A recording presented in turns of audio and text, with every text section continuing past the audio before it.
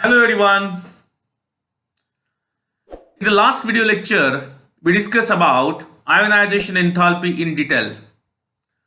The trend of ionization enthalpy in a transition element, especially we discussed about the 3D elements, along with some irregularities of ionization enthalpy in a 3D elements. In this video lecture, we will going to study about the magnetic properties of the transition element ions and their compounds. This property, that is the magnetic property of a transition element, is mainly related with the number of unpaired electron present in n-1 d orbital. So, how the number of unpaired electrons affect the magnetic properties? What is their trend? This is to be discussed in this video lecture.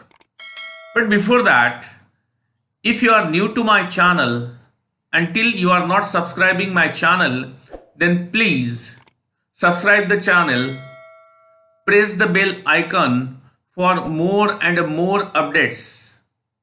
Like and share the videos. You can also follow my Facebook page.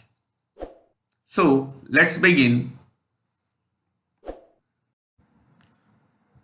We start with the magnetic properties. On the basis of magnetic field, substances are classified into three groups, such as paramagnetic, diamagnetic, and the ferromagnetic. Then what is meant by paramagnetic substance, diamagnetic substance, and the ferromagnetic substances? Here we discuss one by one. Paramagnetic substances. The substances which are attracted by applied magnetic field are called as paramagnetic substances. The substances which are repelled by applied magnetic field are called as diamagnetic substances. Paramagnetic substances are attracted by the magnetic field and diamagnetic substances are repelled by the magnetic field. Then third one is the ferromagnetic substance. The substances which are strongly attracted by applied magnetic field are called as ferromagnetic substances, which are strongly attracted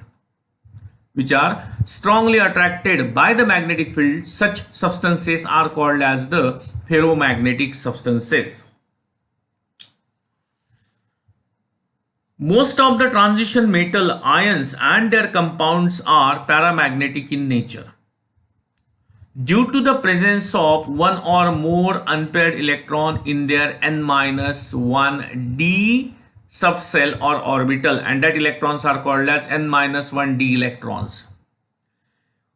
Because of presence of this unpaired electron in n-1 d subcell, they are attracted in the magnetic field, and therefore the ions of a transition element and their compound shows a paramagnetic characters, that is the magnetic properties.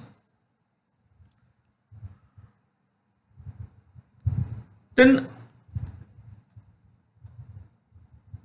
the magnetic properties, especially we are dealing with the paramagnetic nature of the ions of a transition series element and their compounds, increases from 1 to 5. As the number of unpaired electron increases from 1 to 5, the paramagnetic characters and the magnetic moment increases.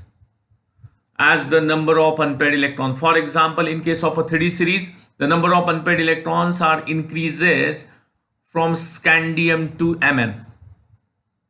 Chromium also shows, because of a observed electronic configuration, it shows the 5 electron, but later on that next one, that is the manganese, also shows the 5 unpaired electrons. So the magnetic properties are increases there. And here we deal with the magnetic properties of the ion, not with the atom. After the loss of electron, the number of unpaired electron present in the d orbitals are responsible for the paramagnetic nature or the magnetic nature of the compound or the ions of a transition series elements. Then diamagnetic. The transition elements or their ions having all electrons paired, are diamagnetic and they are repelled in the magnetic field. For example, zinc dipositive. Zinc lost its 2 electron from the 4s orbital, and the electron 10 electron present in the 3d orbital becomes paired. So in case of a zinc dipositive, there is no unpaired n-1d electron, therefore it is a diamagnetic in nature. Similarly, in case of a copper also, its electronic configuration 3d10 4s1. After the loss of 1 electron from s orbital, it consists 10 paired electrons. That means the 5 pair of electrons are there. So because of absence of n-1d unpaired electron, Cu positive is also diamagnetic in nature. Then ferromagnetic substances. Metals like iron, cobalt and nickel possesses very high paramagnetism and acquires a permanent magnetic moment. Hence they are ferromagnetic substances. Generally, these compounds or their ions, the compound of these substances or the ions are strongly attracted in the magnetic field. The well-known example is the alnico, that is the magnet which is to be available in the market, permanent magnet. That permanent magnet is the alloy of Feconi, that is the iron, cobalt, nickel along with the aluminium. Here that is called as the alnico. Alnico is an alloy of aluminium 12% along with the nickel 20%, cobalt 50% and remaining 80% iron, which is used to make the permanent magnet, and this magnet is used for various purposes in day-to-day life. Especially it is used in the music system for the speakers. That means it is a alloy of a transition element with the aluminium, and that is called as the alnico. This combination, that the ferromagnetic substances are simply, remember, Feconi, iron, cobalt and nickel, and when this combine with the aluminium, then it forms the alnico, which is alnico, aluminium, nickel and cobalt, and remaining amount is of iron. Then we move further. The magnetic moment is denoted by the mu and expressed in a Bohr magneton. Bohr magneton is the unit of magnetic property, Bohr magneton. And Bohr magneton is calculated by using this formula.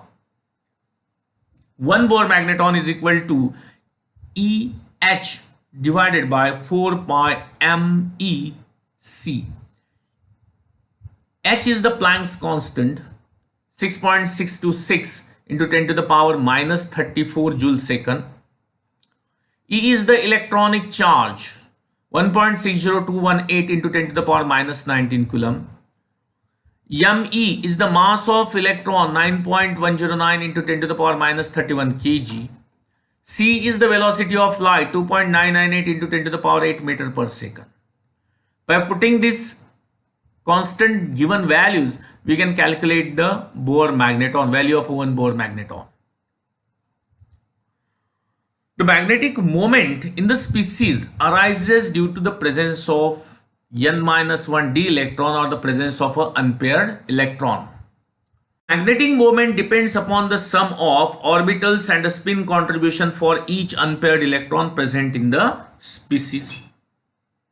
It means that the magnetic moment which is to be developed in the compound or in the ion is due to the spin of electron and the orbital in which they are present.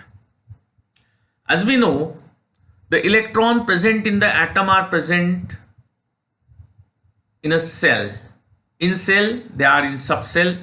In subcell they are in orbitals, and in each orbital at max 2 electrons are present with the opposite spin. One, if first electron is with a clockwise spin, then other becomes with the anti-clockwise spin.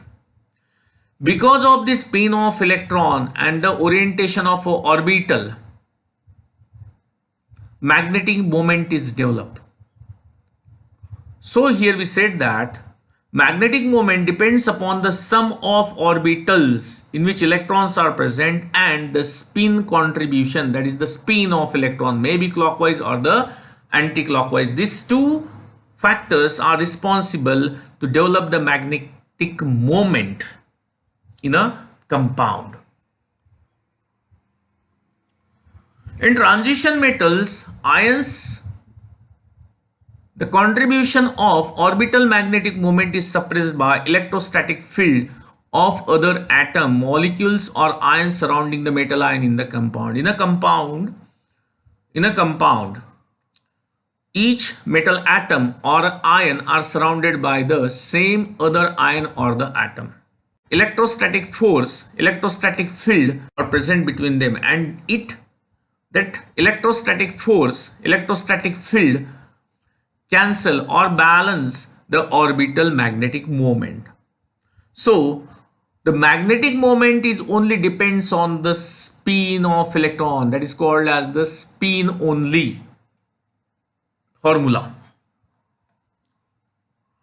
Hence the net or effective magnetic moment arises mainly due to spin electron, because the orbital moment is cancelled because of electrostatic field. So only the spin of electron is remain there to develop a magnetic moment in a compound or in an ion. The effective magnetic moment, that is mu effective of a paramagnetic substance, is given by the spin only formula, which is represented as mu is equal to under root n into n in bracket n plus 2 Bohr magneton, where n is the number of unpaired electrons. So here, by using this formula, we can easily calculate the magnetic moment in Bohr magneton. For example, here we consider an element having atomic number 24, and the divalent, this element is in a divalent position. That means it loses its 2 electron from the outer shell, and we can calculate the magnetic moment of this divalent ion having atomic number 24 in a. Here M is our element having atomic number 24, and it is its electronic configuration 1s2, 2s2, 2p6, 3s2, 3p6, 3d4, 4s2. When these 2 electrons are lost, when the 2 electrons from 4s orbitals are lost, then it acquires a 2 positive charge, so it gets converted into the ion, di-positive ion or the divalent ion. Then the electronic configuration of this di-positive ion is 1s2, 2s2, 2p6, 3s2, 3p6, 3d4, 4s0, or argon core 34. Thus the number of unpaired electrons n is equal to 4 here. N is equal to 4. 4 electrons are present. The value of n is 4. By using spin only formula, the magnetic moment mu or the mu effect is equal to under root n in bracket n plus 2 Bohr magneton. We put the value of n, that is 4. Then mu is equal to under root 4 in bracket 4 plus 2 Bohr magneton. The answer becomes a 4.90 bm. In this way, if we know the number of unpaired electron present in the orbitals, we can easily calculate, or the number of unpaired electron present in the electronic configurations, especially in a D, we can calculate the magnetic moment of that compound or the ion in Bohr magneton. Here, magnetic moment of ions of first transition series in Bohr magneton is given. This is a table. In this table, some ions, that is the scandium to zinc, are given in a different oxidation state. Some are in a +3 oxidation state and some are in a +2 oxidation state, along with their electronic configuration, that is the electronic configuration in after the loss of that number of electrons. Here these are the number of unpaired electrons and a calculated value of a magnetic moment and experimental value of a magnetic moment. Here one thing is observed, that in this third column number of unpaired electrons are there. As the number of unpaired electrons are increases 1 to 5, 1 in a Ti3 positive, that means it loses 3 electron, vanadium tripositive 2 electron, chromium tripositive 3 electron, chromium dipositive 4 electron, Mn dipositive 4 electron. Here the number of unpaired electrons are increases 1 to 5 from titanium 3 positive to Mn di positive. As a result of this, the magnetic moment is also increases. Here 1.73 for 1 electron, 2.84, 3.87, 4.90, 5.92. As the number of unpaired electrons are maximum here, therefore the magnetic moment is also high. That means it shows the maximum magnetic properties. We move further. When the number of unpaired electrons are decreases 4, 3, 2, 1, that is from Fe2 positive, CO di positive, Ni di positive, Cu di positive and zinc di positive. As the number of unpaired electrons are decreases, then the magnetic moment is also decreases. From this table, it is clear that the magnetic moment is mainly depends on the number of n-1d unpaired electrons. As the n-1d number of unpaired electrons are increases, then the magnetic properties, magnetic moment is increases, and as the number is decreases, then the magnetic moment is also decreases. The element in a particular oxidation state do not consist the unpaired electron in n-1d orbital. They do not show any magnetic property. That means they are diamagnetic nature. For example, zinc, Zn di positive, after the loss of 2 electron from 4s orbital, it consists 10 electron in 3d orbital. So all the electrons are paired and hence it becomes a diamagnetic in nature, 0. Similarly, scandium 4s2 3d1, after the loss of 3 electron, therefore it forms the tripositive ion. The number of unpaired electron becomes a 0, so it is diamagnetic in nature. In the next chart, here we see the magnetic moment is to be calculated. Magnetic properties are to be calculated by using spin only formula for the chromium tripositive, cobalt, CO tripositive and the Cu di positive. Cr3 positive, number of unpaired electron becomes a 3. Here we put the n is equal to 3, 3.87. CO, it's a neutral. That means it is an atomic form, though it is an atom, it consists of unpaired electron, and that number of unpaired electron becomes a 3. By putting this value here, we calculate the magnetic moment, that is a 3.87. CO3 positive, it loses the 3 electron and unpaired electron becomes a 4. Here we calculate 4.90 mu, that is the magnetic property. Cu di positive consists 1 unpaired electron. So here we put n is equal to 1 and the value calculated becomes 1.73. In this way, we can easily calculate the magnetic properties by using spin only a formula, but only when if we know the number of unpaired electron present in the n-1d orbital. If the all electrons are paired, then there is no question if that compound or that ions becomes a diamagnetic in nature. But when the number of unpaired electrons are there, then we said that that compound or the ions shows the paramagnetic character, that is the magnetic moment. And if we put the value of a number of unpaired electron in a spin only formula, we can easily calculate the magnetic moment.